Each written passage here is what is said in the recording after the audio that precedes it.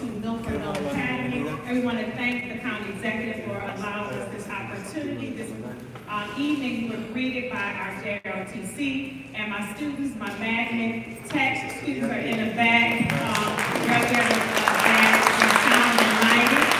So I just want to thank you. This is an event that the students are handling, but Milford Mill is turning 70 years this year, and so I do want to thank the community for all your support for Milford Mill Academy, and we need your continued support. So again, welcome to Milford Mill, and we do have a small Milford Mill gift for the county executive. We know it is cold, but we want you to be warm and wear your Miller gear. So at Milford Mill, you got to wear your Miller gear.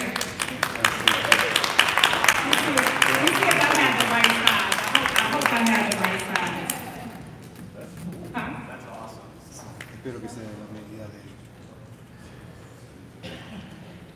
Oh, no, I'm looking at that Miller gear.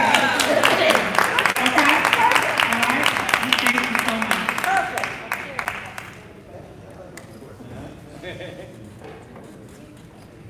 You know, the last time I was in Milford Mill was when I went to Woodlawn and we came over here with the basketball team and beat up on Milford Mill. So I'm glad I'm not the county executive to receive that jacket. So Warriors will be upset. But I'm T.J. Smith, the press secretary for County Executive Johnny O. And we're here tonight to conclude our series of meetings for the police chief search. This is everyone's opportunity to provide us feedback, and members of the panel who are in attendance, I'm going to go down the list of their names in just a second, as the search commences over the next several weeks and a month or two. So we have two microphones on either side of the aisles here that you can come up to and state your concerns, your questions, your comments, and we'll be taking notes in order to use that as we go forth with our search. Before I go any further, I want to recognize our elected officials who are also here today. Ms. Kathy Bevins, one of our councilwomen is here. Yes. And she's also part of the search panel. Mr. Izzy Patoka is here. And I have to bring greetings also to Councilman Julian Jones, who's at a meeting up the road as well. Also, Ms. Mandy Heinel from Senator Van Hollen's office is here. Thank you guys all for coming out. So our panelists again for the search committee include Ms. Kathy Bevins, who I mentioned already, Ms. Dorothy Lenny, if you raise your guys' hands when I call you, Dr. Crystal Francis, Mr. Wayne Brooks, and our state's attorney, Mr. Scott Schellenberg. So it's not a big crowd. We've been doing these town halls all over the county for the last few weeks. Many of them went much longer. But we want to respect the school, respect the students. Thank you, students, for helping us get this tonight and making it look good for us. We appreciate it. But when you come down, try to keep your comments to a minimum to deliver to us. We also have an email address that we're going to provide for you. And I see Councilman Jones, who I already recognize walking in, but I just want to say hello to him again as we walk in tonight. We try to keep your comments to a minimum so we can respect each other's time, but we want to hear from you. And with that, I want to turn it over to Drew Vetter in just a second. But Miss Debbie Risper is here. You can throw your hand up in the air. And our wonderful team of community engagement people are here. Can you guys also raise your hands? Our community engagement team is here, and they're probably going to tap you on the shoulder if you come up to the microphone and express specific concern, and so we can follow up with you. So if they want to get your information, feel free to provide it. If you don't want to, then that's your prerogative, but it's our opportunity and moment to follow up with you on some of what we have. So with that, I want to turn it over to Drew Vetter, our Deputy CAO. Good evening, everyone. Thanks, TJ. Again, my name is Drew Vetter. I'm a Deputy Administrative Officer and involved in helping to coordinate this search for Baltimore County Police Department's next police chief. Before we get into the comments, I just wanted to give an overview of the process. for selecting the next chief of police for the police department. We launched a search process, a national search, back in December. We had a job posting that was posted for about 6 weeks. It was posted on Baltimore County's jobs website, of course, but also shared with national policing organizations, including the Police Executive Research Forum, the International Association of Chiefs of Police, NOBLE, which is the National Organization of Black Law Enforcement Officers, and a few others as well. It was also on the job search websites that you're probably familiar with, like Indeed and Monster and Career Builder, sites like that. So we tried to cast as wide a net as possible to garner interest in this incredibly important job. Like I said, the posting was open for about 6 weeks, and we received a lot of interest. We got about 50 applications. We received candidates that were internal to the department. We received candidates from kind of the Baltimore, Maryland metro area, and we received applications from all across the country as well. So we are going through a process of narrowing those 50 applications down to a list of finalists to be interviewed by our interview panel. And we have an interview panel that consists of 8 individuals, including TJ and myself, and some of the panelists that TJ recognized earlier. But we've got a couple staff members, we've got the state's attorney for the county, a representative of the county council. Dorothy represents the House of Ruth, which serves victims of crime. And we have several community members as well, including Dr. Francis and Wayne, who are here. So over the course of a couple of days, we'll interview 9 or 10 of those 50 candidates, and then give our feedback to the county executive, who will interview the finalists and ultimately make the decision on who's going to be the police chief. As part of this process, we've also been trying to gather as much information as possible from the various stakeholders and the people that are going to be impacted most by this decision, including the community, which is why we're here tonight, but also from the rank and file of the police department. The county executive went to the Fraternal Order of Police's general membership meeting earlier this week to receive feedback from the rank and file. We've met with the leadership of the FOP, we've met with the leadership of the Blue Guardians, which represents minority officers in the Baltimore County Police Department, and the Sergeant Russell from the Blue Guardians here tonight, as well as some of his members. And we met with the Baltimore County Association of Women Police as well. So we're gathering as much information as we can. We also have an email address that's been open since December for members of the community to submit feedback on what they're looking for in a police chief, or just comments about public safety or about the Baltimore County Police Department generally. That's going to remain open throughout the process.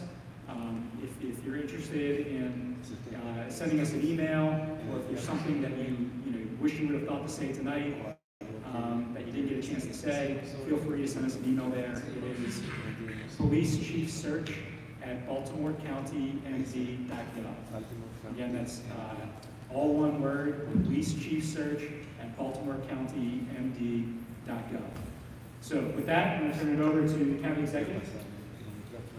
Well, before the county executive, real quick, I've been in policing for, well, I was in policing for 20 years, and I worked for probably 7, 8, 9 different police chiefs / commissioners. And each one of them were literally plucked out of wherever they came from. And it wasn't any involvement. I never had any involvement as an officer to voice my opinion on what we thought we should be looking for. And I never saw a community meeting to give the opportunity for the community to say what they are looking for in a police chief. I know just from the feedback that I've seen that this is an eye-opening opportunity and experience to actually have the police officers, the community at large, to have an opportunity to provide that feedback. So this is the first time in Baltimore County's history that something like this has been allowed to happen. So we appreciate you all being a part of the process And keep in mind that realistically, y'all have never sat here before to have a seat at the table for something like this necessary. And I'm happy to see it as a resident of Baltimore County and as a former law enforcement official myself. So with that, County Executive Johnny Evans. Thanks, TJ. Thanks, Drew. And good evening again, everyone. Thank you for coming out. I want to thank our Millers again for hosting us. It's great to be back here in Milfordville. I'm honored to wear this, and I will wear it with pride, not just tonight, but future events. One of the most important responsibilities I have as county executive is public safety, and keeping our residents safe. And so that's why the selection for our next police chief is such a critical process. And as has been the case in all of this administration, we want to be a government that connects and engages with you. That's why we're hosting town halls with our council members, and that's why we have proactively chosen to open up this search process for our next police chief. I want you to know that we truly do value your input. I have tasked and commended our search committee to listen, both through the email address that Drew mentioned earlier, as well as through these public input forums, through the advocacy organizations. We are listening, and it will have a meaningful impact, ultimately, on the kind of chief that we select.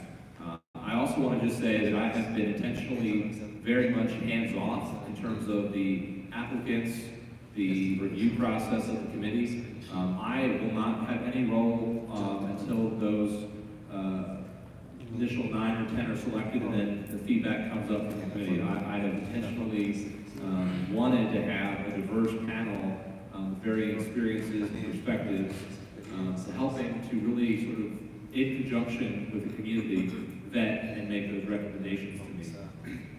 I just wanted to share, because I think you deserve to know, some of the things that I value as I do my review as it comes up to me. Is first and foremost a police chief who values the sanctity of life and understands things like de-escalation and cultural sensitivity. I value very much a police chief who understands authentic community policing, where we have officers who are actively engaging with the community and know the neighborhoods they serve in very intimate ways, that we don't have officers just responding to communities, but who actually are more and more embedded and a part of the communities they serve. I believe that we need to have a police chief who shares my perspective of accountability and transparency, someone who knows that the best way to earn the trust of the public is to be open and transparent in all that we do. I also want to have a police chief that understands the diversity of our community, a chief who is committed to not just in the rank and file, but also in our leadership structure, to know that we should have a police organization that reflects our communities fully. And then finally, I want to have a police chief that understands the impact that morale and the health of their officers has, someone who has good rapport with the rank and file, who consistently and actively engages with them, and who listens to their officers, who listens to the community. And so that's my focus moving in, but again, this is also an opportunity for you to tell us what your priorities are as part of this process. So I'm going to turn the floor over to all of you in a moment. So if anyone would care to start making their way to the mic, what I will say is, because we have a smaller forum tonight, we did our East Side Town Hall on Tuesday. We had a similarly sized group. We were able to give people a little bit longer to engage in conversation, dialogue, and also if folks had something that they thought about after sitting back down, you're welcome to give a second bite of the apple. So we want to just make sure you have every opportunity to feel like you were heard tonight before we leave. So with that, the floor is yours. Thanks again for coming out. Thank you, County Executive. I want to say thank you for this process. Something we've never seen. And coming up through policing as a career for myself, and watching people who get groomed, and people say, and some of you have retired have heard that, oh, we're grooming someone. I don't have any problem with the performance of a person who's being groomed for a job. But this process says that that's not going to be the business of the day where you the county exec, and I appreciate that. So I follow the police because I'm a policeman. I major in administration of justice. That's my field. I work in business. But my concern is with Baltimore County is that our police department is almost 90% white male. And as diversity goes, and to have a diversity match with the community, that really doesn't work. You're going to find more problems with that. Not that the people are bad, not that the police officers are bad or nefarious or any of that. If there's 100% solid police officers, that is a problem. And I just don't understand how a county like Baltimore County, who's grown in diversity, has not been able to match that in their department. And I would hope that you would do something to change that. And I thank you again for this process. Thank you for that. And diversity in both recruitment and promotion are crucial. In addition to having that diversity, all the diversity elements be a consideration as part of the actual process itself. All that's important. One of the things I pride myself on is that we have created a leadership, if you look at the departments across Baltimore County, my departments reflect the diversity of this county. It was a promise I made when I ran for office. She is incredibly qualified, but I'm honored that we have the first African American and the second woman administrative officer, which is the most important position in county government that I just announced last week. So I appreciate the feedback, and I think it's something we'll take very seriously.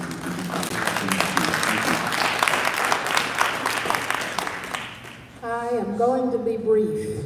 I'm 64 years old, and I've worked in and around the Baltimore communities since I was 4 years old, starting with Lower Edmondson Village, Baltimore, and Hilton. I've served on many community association boards, and I was just an independent community service worker like I am now, because many times we argue in associations, and I can go directly to your staff and others and get something done. So I'm going to tell you how important an outreach officer is. It is critical that we have these people in our neighborhood, not just one, perhaps more than one officer who could take it on as a collateral assignment.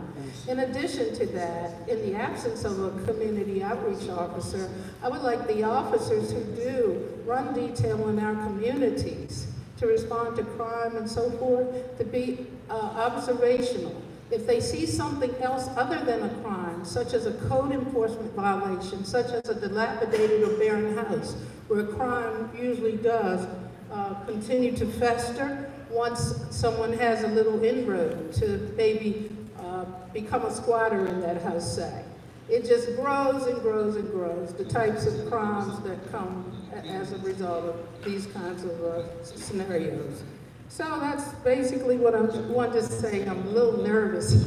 So, Johnny, I just want to say I did vote for you. I did meet you a couple times at your campaign sessions, and I was pleased with what you said. And I have been trained by the Maryland Police and Correctional Training Commission myself. I worked in rehabilitation services for inmates for over 10 years at many of the prisons in Jessup, and I taught there the victim offender impact and community education. So I know preservation is paramount in preventing deterioration in communities. I live in Windsor Mill now, and I've never seen such devastation as we have caused by our negligence, our fright, because these young people threaten us with intimidation, and they intimidate us with their threats, be they slight or severe. So I just want us as adults, us with acute, keen awareness, to try to overthrow some of that baggage. We don't know whether to look left or right when we come out of our houses. I have the back end now, so when I come out my door, I can actually almost run to the door, the driver's side. I can't just pull in my driveway in comfort and get out, because I'm afraid. So let's help each other, and code enforcement needs to have their hands on and enforce the policies for the laws that are written. Because if we don't, we're going to create scenarios where crime is just going to fester and soar. Thank you. Thank you. And if I may add, the added benefit of having these dialogues, these conversations, is that this is actually on both forums, that collaboration between the police department and code enforcement and the health department. I mean, I think there are some opportunities for collaboration and synergies. Not that I want to put it all on the officers, but I think that we can look at structuring ways that we help put a support network in place so that those agencies can collaborate, so that we're holistically taking a look at the issues facing our community. So thank you for In that. the absence of officers making referrals, which has been the tradition, Right. they haven't had the heavy load in making referrals to things that they see and could make referrals for to other departments. So we just haven't had that. So I would want to start, with the reintroduction of community policing, Yep. or the increase of outreach officers, if that be done. Well, and putting the infrastructure in place so that it's not a burden on our officers, but it's something that's easy. And so I'll call him out because he's actually been doing a fantastic job. But our Director of Information Technology is actually in the crowd tonight. Rob O'Connor's back. He's incognito tonight, but he's done a great job of helping work with agencies to build platforms to make it easier so that if that's something we can pursue, we'd be engaging Rob and his team to say, hey, is there an easy way that the law enforcement community can pass those things over to the other agencies so it's not a burden on our police officers, but we still are having outcomes we want. Thank you. Buenas tardes, mi nombre es David Pérez. Good evening, my name is David Perez. Tengo unas preocupaciones acerca de mi comunidad latina. I have a few concerns when it comes to the Latino community. Hace como 5 semanas, en la comunidad donde yo vivo, yo llamé a la policía porque había un grupo de jóvenes que estaban fumando marihuana. About 5 weeks ago, I called the police because there were a few young people outside of my apartment smoking weed. La policía me dijo que no podían asistir, que si mi vida corría peligro. Entonces, si esto es droga, ¿cómo se va a combatir estos argumentos? The police officer said that if my life wasn't in danger, that he didn't have to assist me. Eso siempre pasa en cualquier localidad donde hay compañías de apartamentos, siempre hay grupos de jóvenes. Esa es una. Y la otra es que hace como 2 años pasó lo mismo, yo volví a llamar a la policía. Situations like this happen a lot in various apartment complexes. Era una pelea en ese lugar. Lo que ellos me dijeron lo mismo, que si mi vida corría en peligro, podían mandarme oficiales. Y si todo estaba bien, que si estaban peleando, que se siguieran peleando. Another time I called the police because there were, again, young people, but this time they were fighting with each other. And I called again, and the police officer told me that if my life wasn't in danger, that he didn't have to come out to help me. Volví a llamar otra vez porque estos no dejaban de pelearse. Entonces ya había sangre, una persona estaba lastimando a la otra. Entonces yo les hablé fuerte, enojado, le dije, ¿ustedes quieren ver a un muerto aquí para que ustedes vengan? I called again because the young people were continuing to fight each other. One of them was actually bleeding at this point. And so I called and I said with, more angry this time that like, what are they waiting for somebody to end up dead, for somebody to show up here? Hasta en esa ocasión llegó la policía y se controló la pelea. Pero si yo he visto un par de veces, esto ha pasado muchas veces, que a veces la policía no responde de inmediato, solo lo que pregunta es si mi vida está en peligro para ir. Entonces, ¿cómo se va a combatir eso? ¿Tienen algunas estrategias? So this is something that happens a lot. I call and they get asked the same question, that if my life isn't in danger, that they don't have to assist me. And so I'm wondering what you all will do to make sure that all the complaints are taken seriously and that everyone is attended to and treated equally.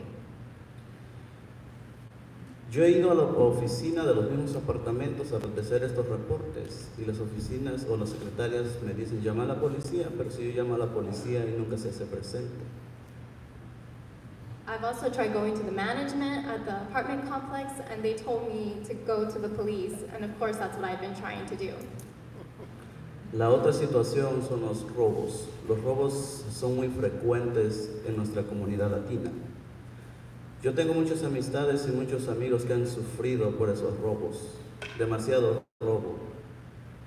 Cuando uno llama a la policía y uno se encuentra con este problema que nunca llegan o se hacen presentes, el crimen se está incrementando demasiado en los robos e incluso uno de mis hermanos se ve involucrado en eso. Le robaron afuera de su apartamento. Entonces, la policía después estuvo cuando llegaron oficinas, al otro día que se presentó a trabajar, mi hermano, el jefe fue que lo vio que estaba muy lastimado y le dijo que iban a ir a las oficinas. Él explicó lo que le había pasado porque le habían robado fuera del apartamento. El jefe de donde él trabaja lo llevó a la oficina y le dijo que expusieran su problema que había pasado. You got all that, right? So he said another problem that happens a lot are the robberies. This happens a lot in these apartment complexes, and oftentimes Latino people are often the victims of robberies. Sometimes people assume that Latinx people or immigrant communities won't report or won't call the police, and so they become somewhat easy targets. And so he was also mentioning that because when people actually do call, the police also don't make themselves present or don't take their call seriously. And so something also actually happened to his brother. He was assaulted right outside of his apartment, and he was robbed. And he still went to work that day, and it wasn't until his boss asked him what had happened that he explained what was going on. We'll have a member of our community engagement team get your information so that we can follow up with you and follow up with the police department to address this. Okay.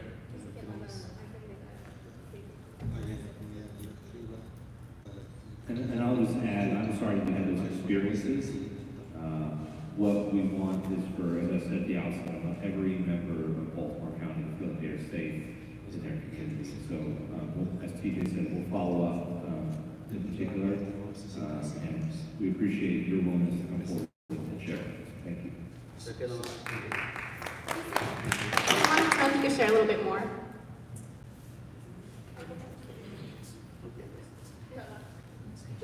He said he'll continue later. What? Did he wrap early and he wants to come back up?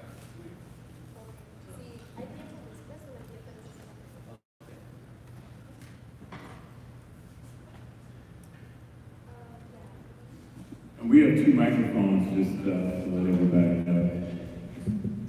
That one's cool enough. Hi, my name is Madeline. I'm 20 years old, and I just think it's important that the new police commissioner consider training or support for officers when they are interacting with the community members who have limited English skills, to make sure that their rights are being explained or why they are being detained. Thank you.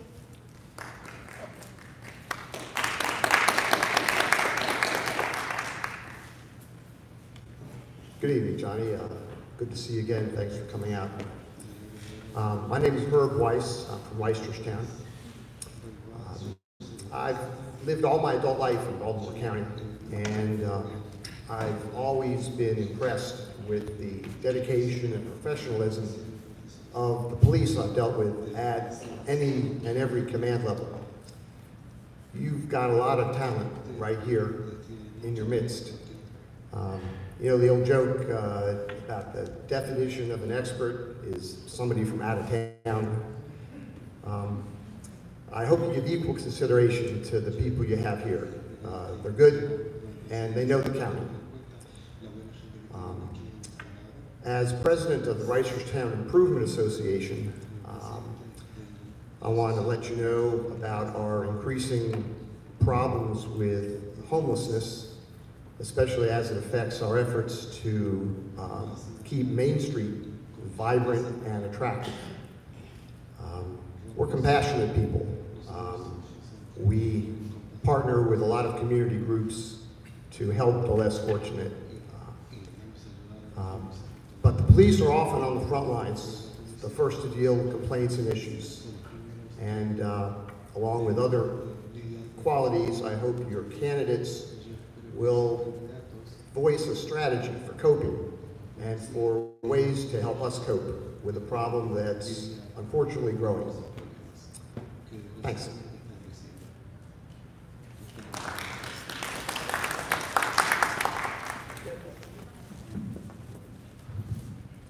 Too far down. I can appreciate that. Thank you for coming. In this day of racial inequality, it's easier to talk about that subject because there's so much of it going on. I retired from the Baltimore County Police Department back in 2010. I came on in '83. Back in 1983, two black officers couldn't sit on the same parking lot. And we're not talking about 1954, we're talking 1980, mid-80s, where we were pulled into the station and reprimanded because we sat together as African Americans on a parking lot. But yet, you could have two white officers sit down on another parking lot, a block away, and not be reprimanded. And it was kind of hard to talk about race back in those days because it's not as open and it wasn't received well. Throughout my career, I've been known to be a little bit vocal about the inequality that I've seen. And I was labeled a troublemaker because talking about race in those days wasn't popular. In 1988, I was the first African American, well, first minority in the K-9 unit. I spent 21 years in K-9. And it took 10 years for them to bring another African American or another minority to that unit. This is 1988. We're talking the first African American in a major department. And I'm sure you know, I don't know whether my colleagues here can tell you that this is a systemic problem within this department. I'm not sure whether it's being addressed. I've been gone for a while, but obviously something is still wrong. From what I understand, correct me if I'm wrong, there's a recruit in the academy right now as we speak who was arrested, who went on a DWI, he was arrested for DWI. I understand it was a police chase. I understand that he got tased. I understand he got fired, and rightfully so. He broke the law. Now, I'm all for second chances. But when it's to that extent, and you lose your job, when you fight with the police, you get tased, but then you get hired back. Please help me to understand, sir, because this is happening on your watch. I'm not sure whether you know about it or not, but help me to understand why this man is still collecting a paycheck in Baltimore County now. How come he is not gone? And from what I understand, qualified applicants are being rejected.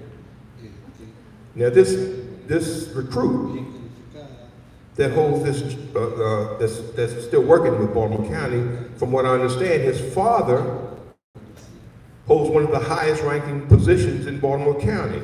How did that happen? Please help me to understand, because it's now 2019. It's no longer 1983. How is this still happening? Please help me to understand. Thank you. Thank you, sir. So, I hope you can appreciate that I can't speak to any active personnel matters, particularly in a public forum, but what I can tell you, what Drew can elaborate on a little bit, is that, because Drew is a deputy administrative officer that includes the public safety agencies, which is part of why it's part of the panel and the search. I have expressed significant concern with both our hiring and our promotion practices. And that is everything from having an equitable lens to what the standards are for who is in and who's not allowed in or back in to our academy classes, who's allowed in or not in through transfers, what our numbers look like in terms of gender and race and other diversity metrics. So we're 2 months, just in perspective, we're 2 months in, and we are trying to both bring that knowledge and awareness to the public, because it's something that frankly hasn't been discussed much. And we're also trying to make sure that through this process, we have a leader who understands that there are inequities and that there are some systemic challenges that we want to address, which is part of why we're doing this process this way, which is why we're moving to put more data, make it publicly available. A lot of the data on those numbers are not publicly available. I think we're moving to do all that. If you wanted to add a little bit, but why is he still on the job? It's 3 months later. I mean, he got hired back, from what I understand, in December. And he's still working after being fired and charged with DWI and fighting with the police. And you have qualified applicants that's being turned away. I understand your process. I just want to know why this individual is still working as a Baltimore County recruit. So I think the point is well taken. Like the county executive said, we can't comment on specific personnel matters, but the point is well taken. Okay. And, one of the things that we're looking for in a leader for the police department is someone who's going to confront these issues head on. And one of the first things that the county executive instructed me to do, as we got started, was to take a look at the police department's hiring, recruitment, and promotion practices. And we've been working with the department to collect the numbers and to look at what the data tells us in terms of the individuals who are coming to the police department, and how they're progressing through the process, and taking a look at that data to point out where the disparities are, and to ask those questions, why are there disparities, and what can we do to fix it? And that's paramount to this police chief process, and your comments are well taken. Thank you. Thank you. Good evening. As a member of a community organization that hears a lot of problems in the community, and I see a lot of things, the one thing that, although I have no children of my own, I believe that everybody should own all the children out there. So it makes me wonder what happens to children in the summertime when they are idle. When you talk about the police department, I immediately think of PAL centers. And the reason I think of PAL centers is because recs and parks cannot do what a PAL center can do. One of the things that a PAL center does is it puts police officers and children in an environment where they can learn to trust each other. That's a very vital thing. Later on, those children will be less apt to go to jail, will be less apt to get into trouble, will be more apt to confide in those police officers. There will be a mutual respect, and everybody will know it. So we really need to put police officers back in these positions in PAL centers. For after school and for summer, it's really very important. That's the one thing, every police officer that I see on the street, that's one thing that I say to them, we gotta have PAL centers. The other thing is, I believe that you could, inside of the police department, you could actually make a diversity section or whatever, where we have so many different diversities. We have Latino, and we have African American, we have white, we have Asian, we have yeah, we have Russians, we have all kinds of people in our community, and every one of those people have cultures that we might not understand. But if those cultures were taught to cadets or whatever, going in and then coming out into the community, maybe it would behoove them to understand how these cultures react. There would be less problems, I believe, between police and communities if that were part of the engagement that cadets learned. The other thing is, sometimes people don't know the difference between what a police officer is supposed to do and what code enforcement is supposed to do. And I think that there should be, I mean, I interact with community organizations all the time, and I send out information to those community organizations all the time.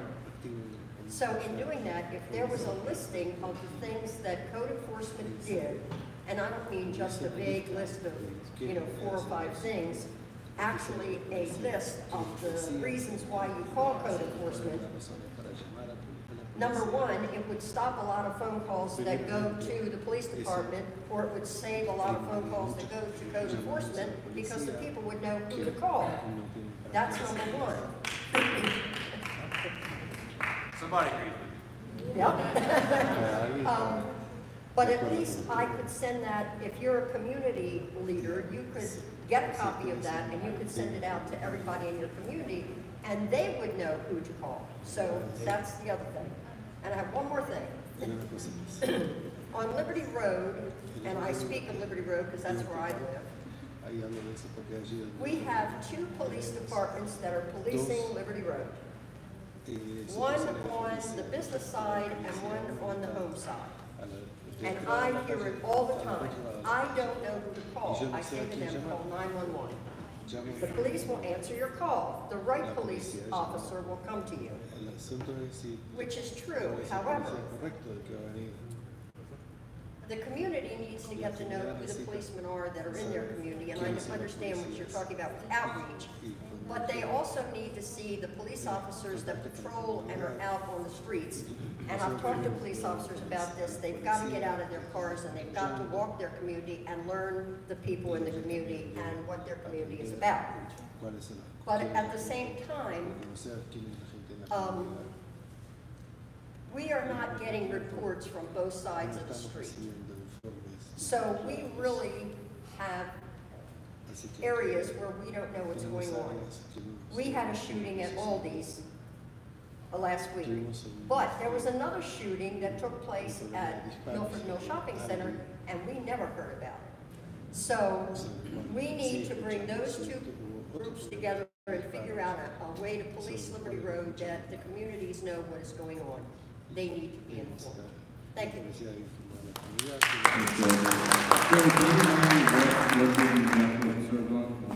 I'm sorry, say that again. Were you and Jeff on the DIQ, Diversity, Inclusion, Quality of Life, or was it the work group on the transitions?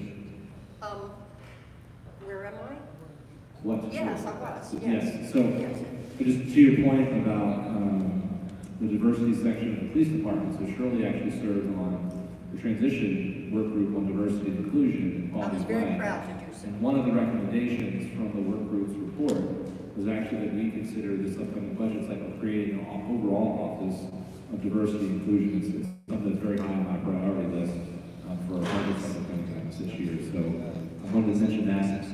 And then also Councilwoman Sevens, who's nodding her head the entire time behind you on the Powell Center, has been a fierce advocate for expanding those across not just her district, but all of Baltimore County. So thanks, Shirley. Appreciate it.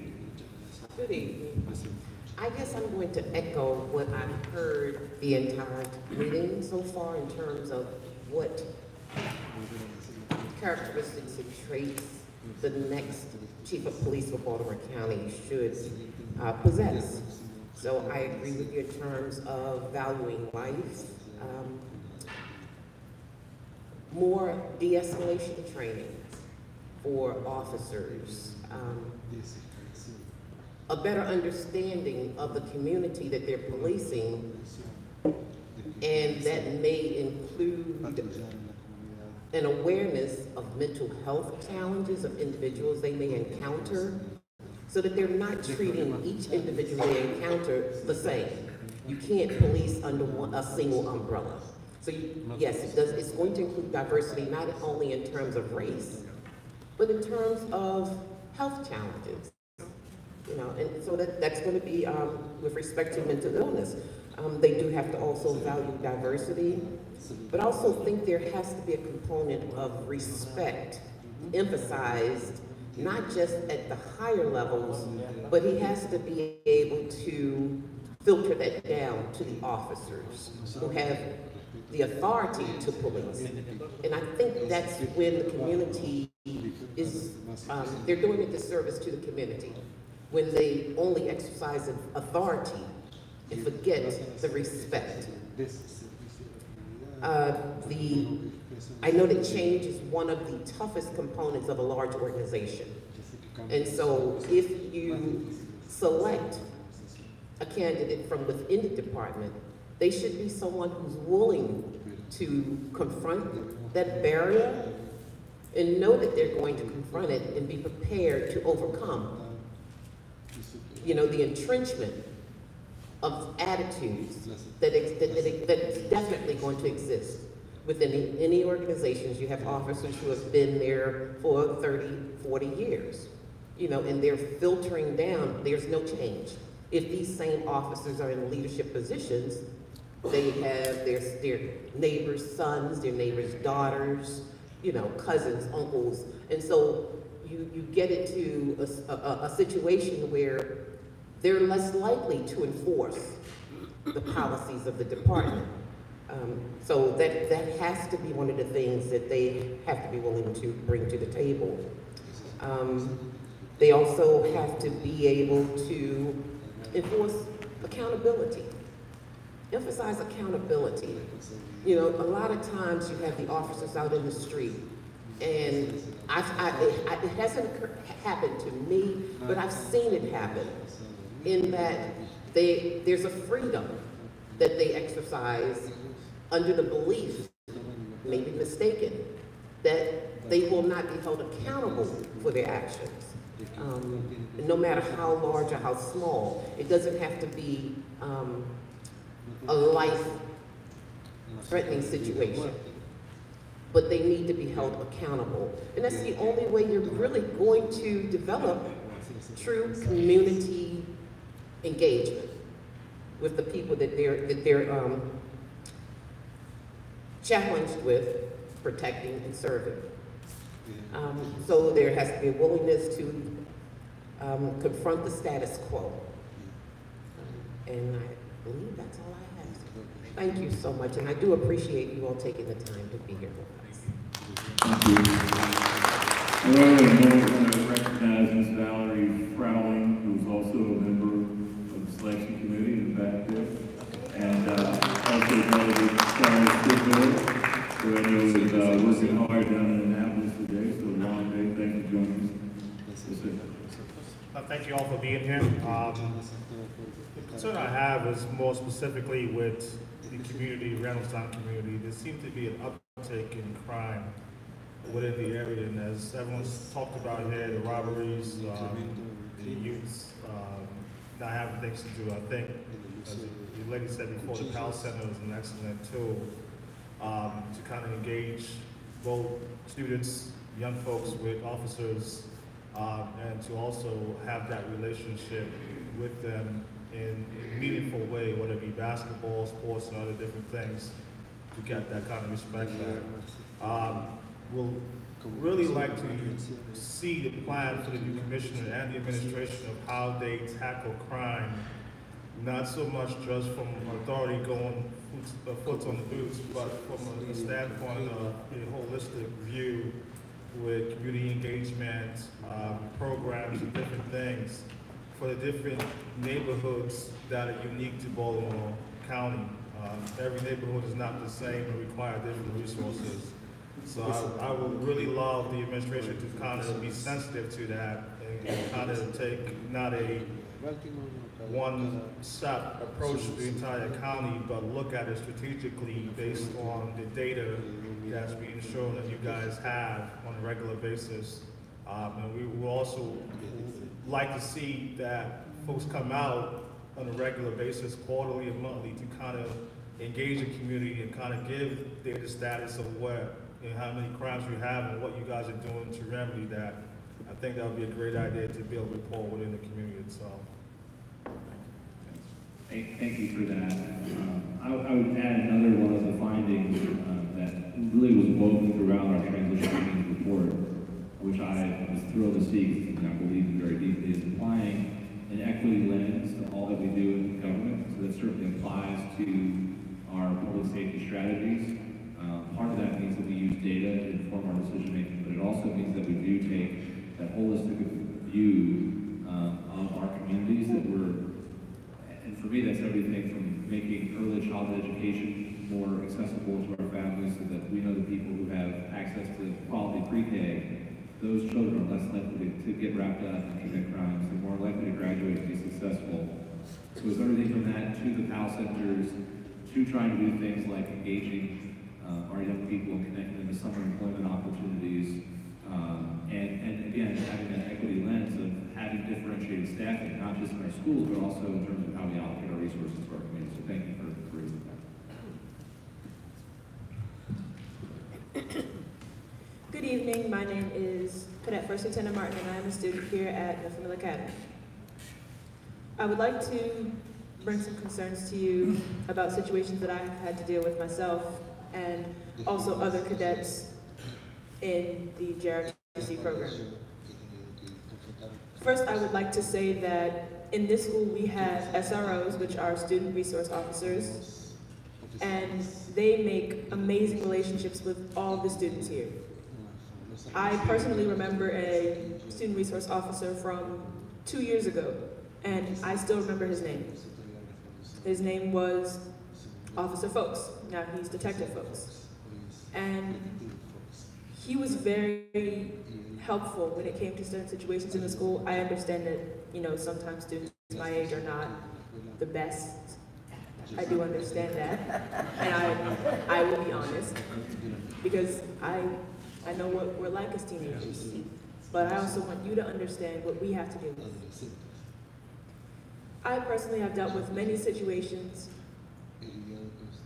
where my siblings came home crying the day of the shooting at the Outgo in Randallstown. They came home crying,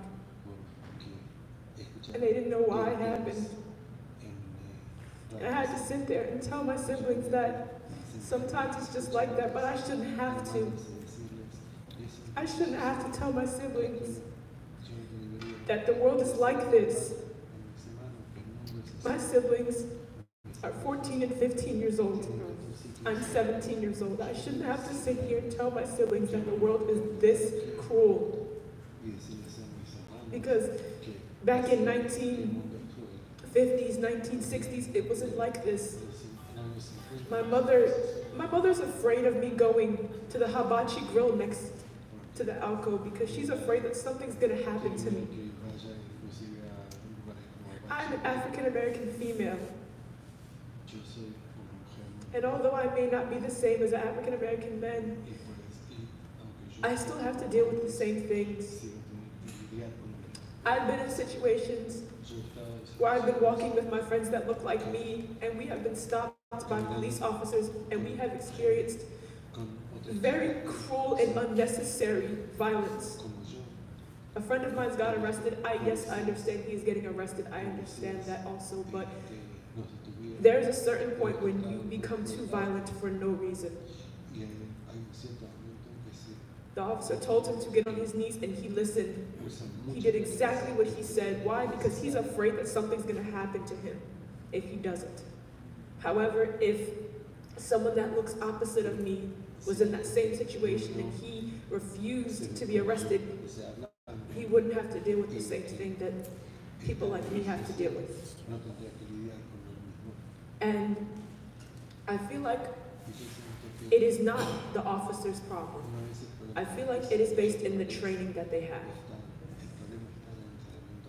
I feel like they need to learn how to be more observant in certain situations.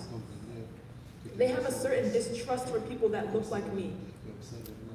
If you were to stand if you were to stand someone next to me that was of a lighter shade, and they asked who did it, even if I am in this uniform, that displays respect for the program that I have worked so hard for, I would never do anything to threaten it, I would be the one that they said did it, because of what I look like. And that scares me. That scares me. The officers that patrol Randallstown, where I live, they don't know anything about the area. And I feel like they need to learn. They need to go out into the communities, ask people's names, because we know a lot more than what they know. And if you want to get to the root of the problem, we need to come to the people that know about the problems. Us teenagers see so much.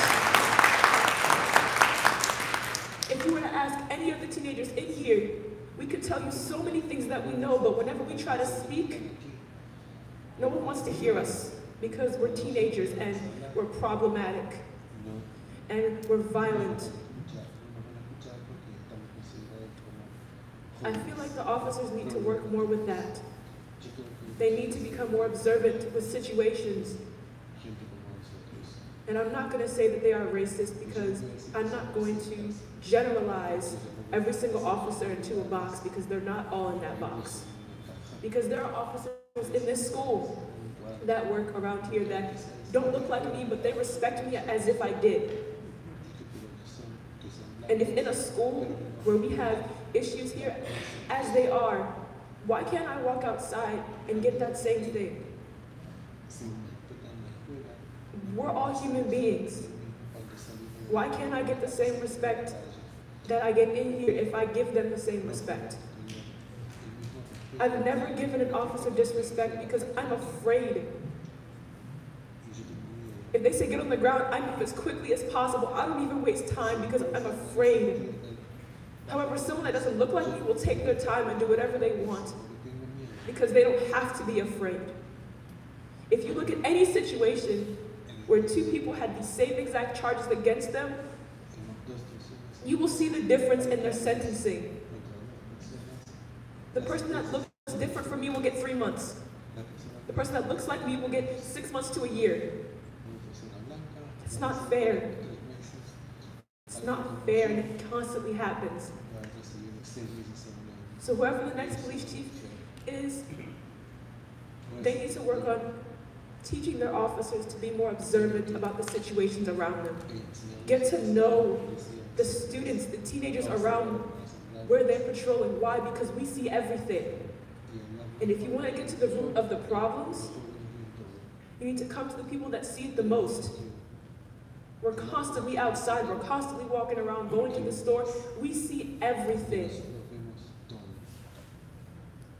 And I hope that they learn how to listen to us, because we honestly have a lot to say.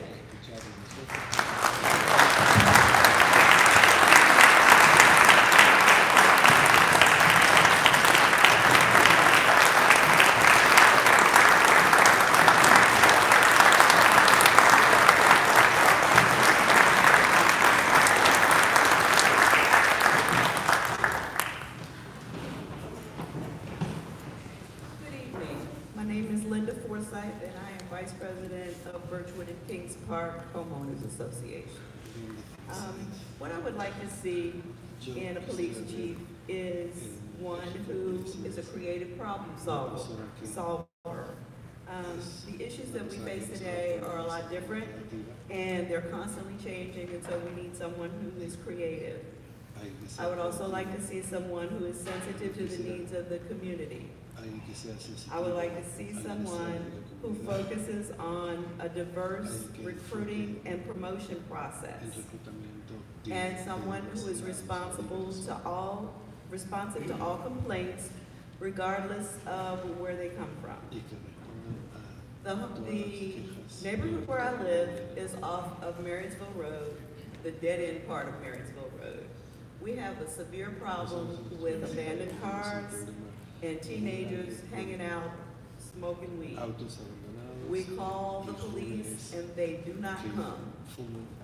My neighbors have complained to me as vice president of the homeowner association that they can't get police to respond.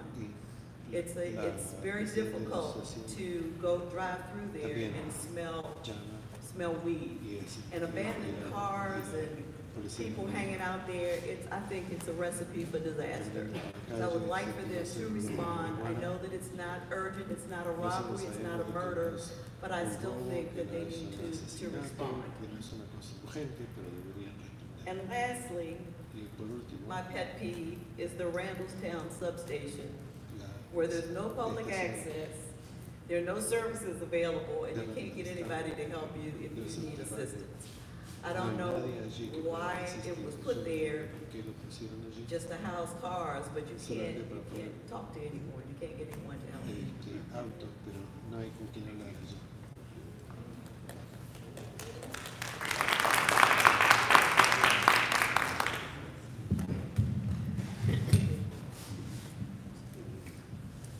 Buenas noches, mi nombre es Manrique Fiallos, soy inmigrante, muy feliz, muy contento de residir y trabajar en el condado de Baltimore.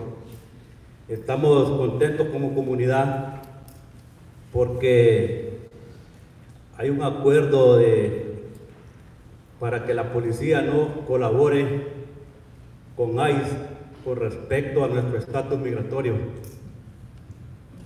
He's like, good evening. His name is Manrique Fallos. He is an immigrant and he is very proud to live and work in Owings Mills. And he says that he's also very happy to live in a county where there's an executive order that doesn't permit police to act like ICE agents and to make questions about people's immigration status. Como comunidad inmigrante, nos gustaría que el nuevo comisionado respete ese acuerdo y siga poniéndolo en práctica, porque como sucede en otros condados, en otros estados, hay mucha separación de familia, porque como familia, como padres, salimos a trabajar, no sabemos si vamos a regresar, siempre existe temor hacia la policía, pero gracias a Dios en este condado estamos muy felices por ese acuerdo. Ojalá el nuevo comisionado siga respetando ese acuerdo. Gracias. So he said, speaking on behalf of the immigrant community, there's a lot of fear when it comes to ICE activity in the county and in other counties and other parts of the state or in other states in general where there isn't this kind of protection. A lot of people go to work in fear of being separated from their family. So as a person, as a family man, as a father, and as many of our families that are in the immigrant community, we're very thankful and happy to have this executive order here, and we hope that the new police commissioner is somebody who respects this executive order, who enforces it, and who treats it with respect, who makes sure that the police officers are well trained and understand how important this is for our community. Thank you very much.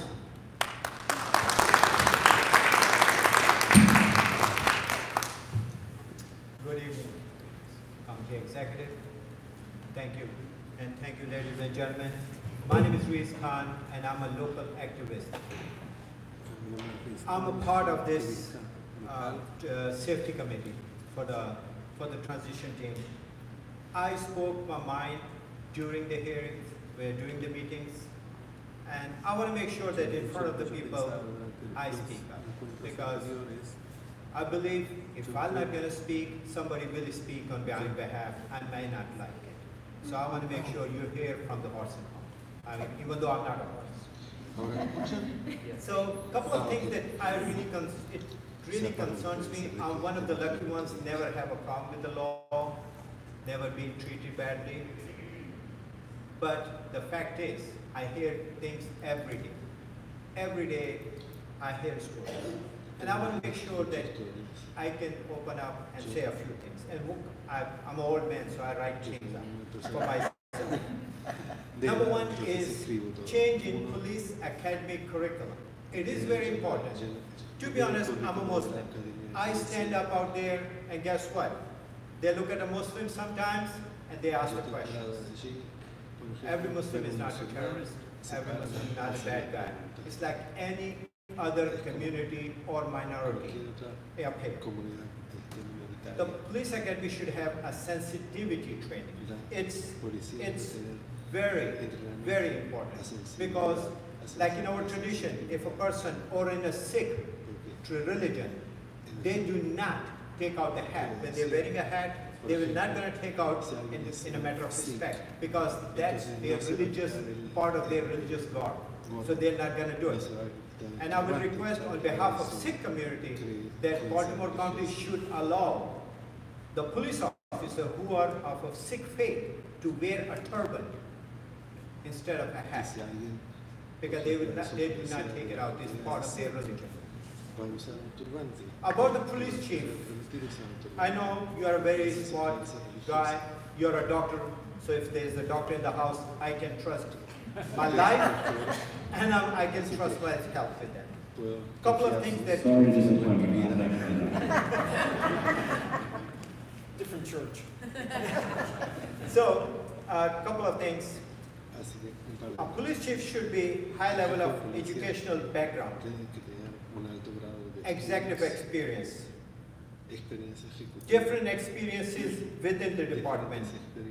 A police officer, I believe, should be part of our community, because if we cannot afford to have experiences like Baltimore City, it's like a revolving door, and there's a new police chief every 6 months. So you can never have a relationship with them, and they can never create their own team, because it's very important to have a police chief to have their own team. Currently, from the department, someone who knows the dynamics of the community and the department, respected, not feared by the department or the community. The face of Baltimore County has changed. The demographics of the Baltimore County has changed. If you look at Southwest Baltimore, it's totally minority right now. Come to Catonsville, Boyne Oak, all these Randallstown, Ricestown, Owingsville, they are all changed. If you look at on the east side, I had the opportunity to work in Middle River area. Things have changed. And you know what? We have to accept that change. And we have to have someone within our community that who can be, because I do consider you one of our own. You're young, energetic, and I'm very proud of you to be a part of your team. And I want to make sure that you stand up for us and for the rest of the people and bring someone, because this is the time that you can make a change. If we make a wrong decision, it can last a long time. And I want to make sure we have a good. Thank you for listening.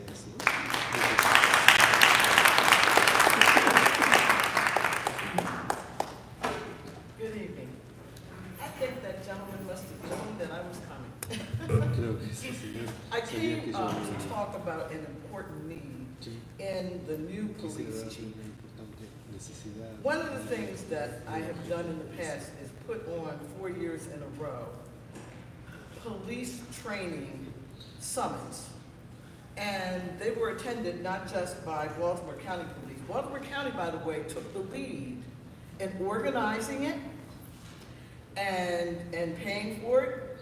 This was when Colonel Kim Ward was there, and you're talking about a person who had respect, not fear. She had the community's respect, not fear. Too bad you can't talk her into coming out of retirement. But at any rate, we put on statewide summits that 350 law enforcement officers attended from every jurisdiction in the state of Maryland and 6 surrounding states.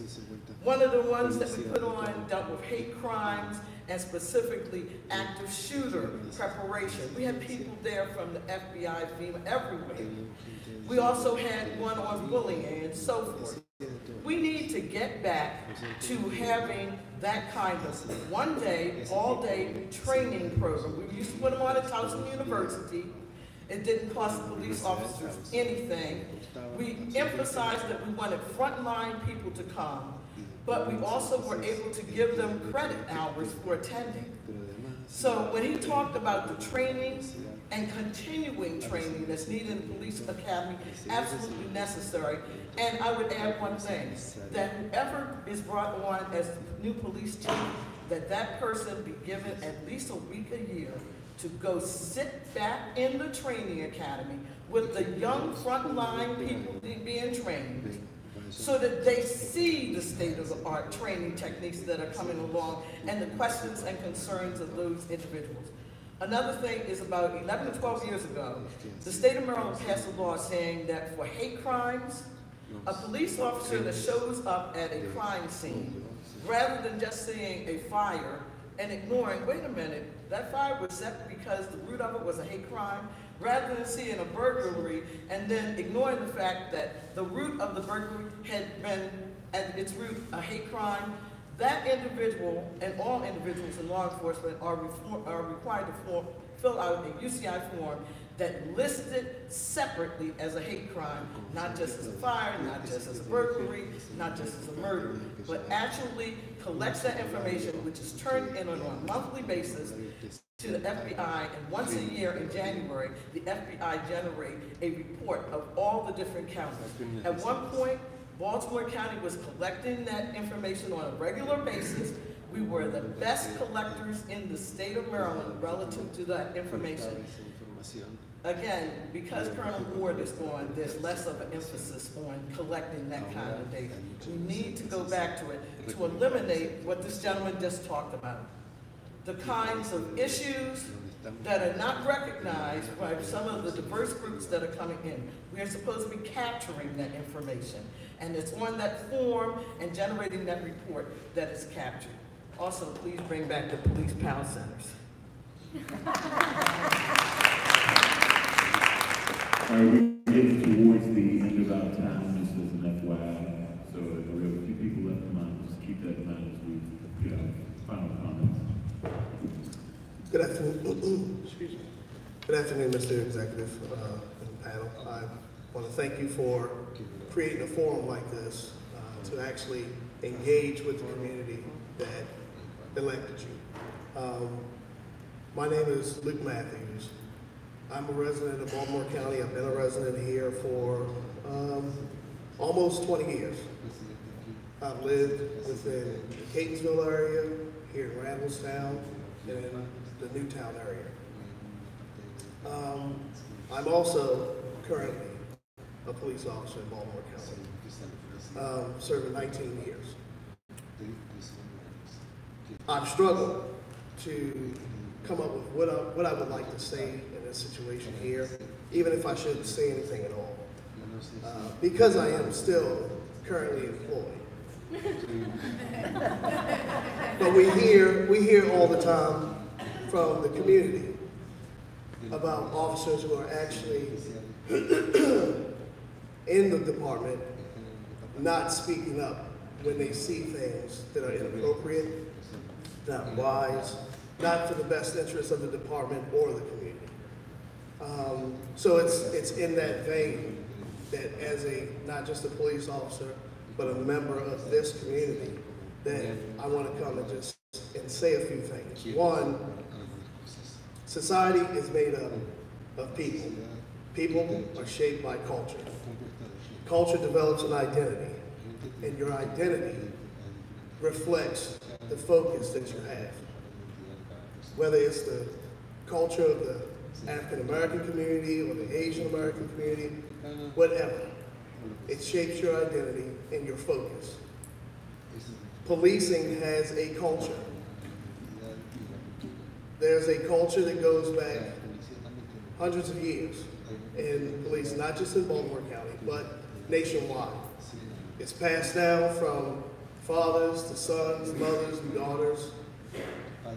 And one of the things that I see from the inside is this knee-jerk reaction when there are very real issues affecting the community that are brought to the attention of the department and the leadership of the department.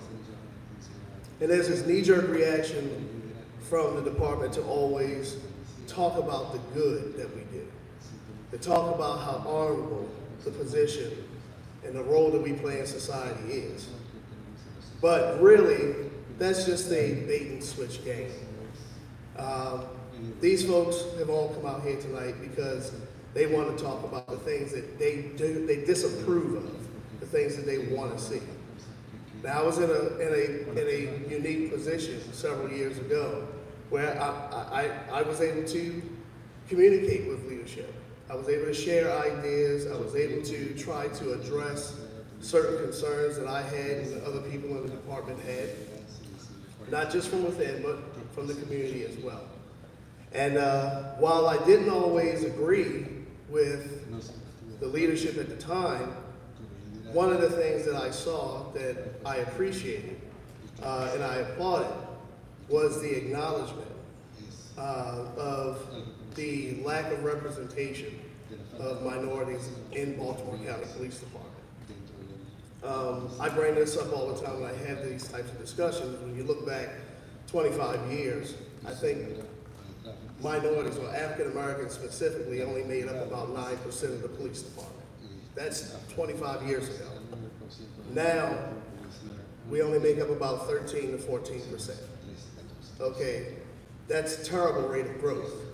Last time I saw the census results, or the latest statistics, I think African Americans make up about 30% of Baltimore County right now. Under the last administration, there was an actual effort to make Baltimore County reflect the community that it serves. It wasn't as effective as I would like, but it got us from 11% to 14%. So one of the things that one of my predecessors said that, sometimes when you get discouraged and things like that, you have to recognize that any progress, no matter how slight, is still progress. So I was thankful for that. And at least the last administration was willing to address some of those very real issues. We can talk about training all the time, and from the community aspect, and that's what it seems like, that's what we need. I can say, and I think many of us within the police department would say, we actually are probably one of the most well-trained departments in the country. We have the most training offered to us, but that's really not the problem. The problem is the culture. And if you don't have leadership in place that is not afraid to challenge the culture, then you're going to continue to have the same situations over and over again. Case in point, when the administration changed, all of the positive things that we were seeing in addressing those very real issues facing diversity, inclusion, we used to have a diversity inclusion committee in which I was actually a part of that committee. And we were trying to come up with ways and policies and things that we could do to try to help better diversify the department. We met regularly, and that was something that was offered from the last administration that suggested we put together. As soon as the administration changed, that completely ended. There was absolutely no talk, and that's been over 2 years. Okay. Our recruitment team did a phenomenal job at increasing the number of applicants of African Americans to the police department. And I know for about 2-3 years in a row, it was at a point where there were more African Americans applying for the job of police officer in Baltimore County than there were non-minorities. Yet our recruit classes were still reflecting an overwhelming presence of Caucasian individuals and a very low minority of African Americans, as well as the other minority groups represented. Once the administration changed, all of those recruitment efforts towards minorities and increasing that so that that 14% could get closer to that 30 completely went out the window. And now we're heavily pushing to military personnel, former military personnel. Now, military personnel, while that is a specific skill set, and it can graft into the police department very well because of that skill set, we're in a different age of policing, in which the old days of do what I say, when I say, or else, those days are long gone. The culture within policing, within Baltimore County, and it's not just to Baltimore County, it's everywhere just about, is trying to hold on to those old ways, while at the same time denying the history that law enforcement has with these various minority groups, specifically the Black community. We have within the Black community a very tenuous relationship. And so when our knee-jerk reaction is to dismiss, devalue the opinions of that group, and just talk about all the good we did, that's not propelling us forward. So the new chief, it needs to be someone, in my opinion, who is not of that culture, who is not afraid to challenge the current culture, who is willing to shake things up. Someone who's different, even looks different. That's what I see. And to close, go ahead, I'm sorry. Yeah, I was going to ask you if you could. Yeah, respect the building and get out of here. Absolutely, absolutely, I understand. And we think also that you should send us an email, if you're anonymous, police chief search at BaltimoreCountyMD.gov, because it's insight that we all could use with a lot of what you're saying. We've heard it multiple times. The same exact thing over and over has probably risen to the top. So, yeah, so with all that, I wanted to just end and just basically say, you know, once again, as someone who was on the inside, who actually had access to leadership, who had these very interpersonal conversations about the department and where we should be going, I'm going to admit, I was very, I wasn't very optimistic. I wasn't very optimistic at all. And so for the last 2 years, I've pretty much secluded myself from everything because I was so disappointed in how things have changed and how all of the good work, the progress, the little progress we were making, because of the culture, was pushed to the side and ignored. And thank you very much. Thank you.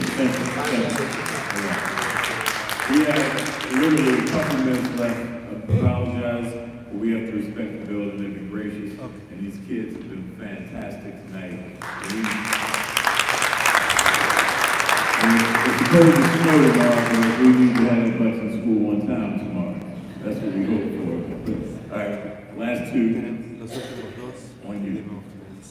Everything that I've heard tonight could be addressed in one angle: respect. I don't care who the next chief of police is for Baltimore County. I would hope that any applicant who is trying to receive that title could sit with that young lady over here that talked about how she felt about her siblings, not being able to discuss race relations, understanding why society seems to look at us differently, has nothing to do with color. When you get to the police department in Baltimore County. Baltimore County has one of the finest police departments in the United States. We are ahead of our time in so many of the departments that there are other states that call us out to go out and help train them on new aspects of policing.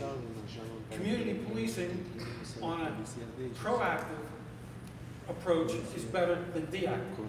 They're trained to combat with defense. So many of them aren't able to just open their eyes and look at the situation as people. When you get into communities that are run down, that aren't maintained as well, they have the potential for the broken window syndrome. They have the idea where people are going to look at it, they really don't care. We have prominent, well-to-do African Americans in our communities who say, don't worry about that area back there. They're mostly Section 8 housing. They don't care about anything. And that was an African American who said that. And I resented it because I felt bad because I know some of those people that live back there on Section 8s. You should be able to talk with these people like they're people. When it comes to a police officer, he's going to be the next county chief of police.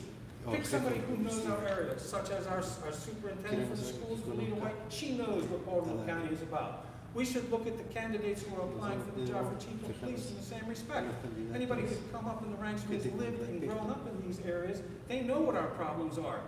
When you can walk up to an African American or a white and you can talk with them from your heart, when that young lady can tell her whether he's white or black, what her challenges are daily. When the chief applicant can look at her and actually share those tears with her, give him the second thought. He's the man who might be for the job. If he's willing to open his heart and sit down and talk just as you when you went out on the campaign, if he is willing to do the same thing that you have, I say he's the man for the job.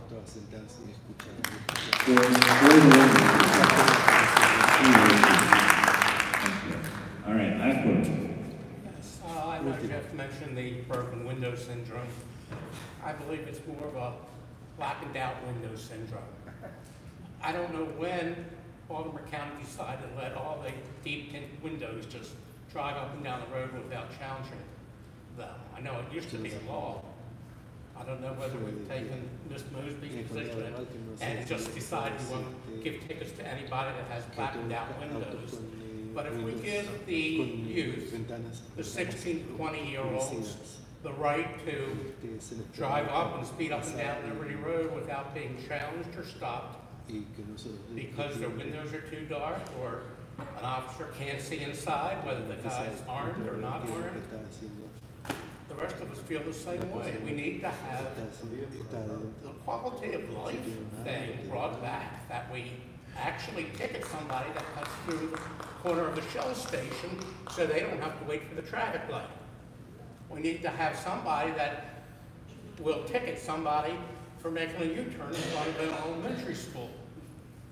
We need to have somebody that'll pull cars that are winning doing 65 and a 30 mile zone. It's not happening. Everybody's getting away with everything. We can certainly ignore it until it gets to the major proportions when we have problems like Baltimore City has. But why not stop it now? And with a new police chief that has eyes open, that can see these 6,000 laws on the books and recommend that his officers enforce some of them. For years, Liberty Road is a madhouse. But you never see cars pulled over for having the tinted windows. And you never see a police car out the place up the street that's tinting the windows. Why can't we go after that guy as well? He tints 30 cars a week with too dark a window. He gets away with it. That's what I'm asking. We also need somebody local, not out of state. It takes too long for an officer to come in from York, Pennsylvania. And I believe that we need somebody that believes in our area. Unlike the school system, and that's another peeve of mine, if you talk to most of the administrators in the county school system and ask them if they have school-aged children and where they attend, it's not Baltimore County schools. Can't we have people that actually believe in what they're doing, that feel that they're making a difference, that feel like they want it as nice for their family as we want it for our family? So it takes a little research on your part, but I'm sure there's candidates out there.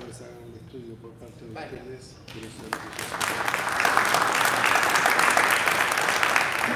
Everyone, I want to just take a moment to thank you all again for your attendance tonight. It's been so encouraging to see how many people have been engaging with this administration and this county government through our town halls, through our police chief and public safety forums. Thanks again to Drew, TJ, and everyone on our search committee. Thanks for being a part of where we're going. I think Baltimore County is on the move. I think we are growing and evolving and changing and trying to meet the needs of our changing communities. So I want to thank our outreach team. I want to thank Wilfred Mill for hosting us tonight. Thank you to our cadets and please stay engaged, stay connected. If you have additional thoughts, email us at the police search email. If you have other county issues, email me. It's just johnny.o@baltimorecountymd.gov. We'd love to hear from you. We look forward to continuing to work with you, and please be safe as